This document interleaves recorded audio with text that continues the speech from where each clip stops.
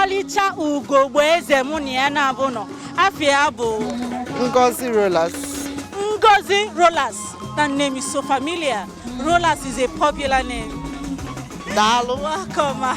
Okay, this is the 12th edition of the Nollywood New Yam Festival, and we rebranded today to Preserving Culture and Heritage. So, Mama, gwa ife na-eme ije chekwaba omenala anyị.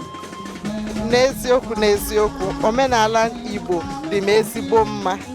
Amụrụ m ụmụ nwaanyị rinne.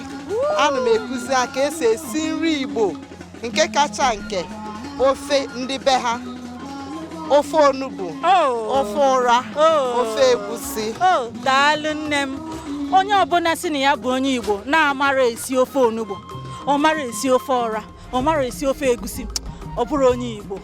Daalụ nne m. Maka na ịkụziri ụmụ gị ka esi nri bụ ụzọ isi akwado mee ka anyị bụ ụmụ nwaanyị na-edozi ma na-echekwaba omenala anyị na Igbo.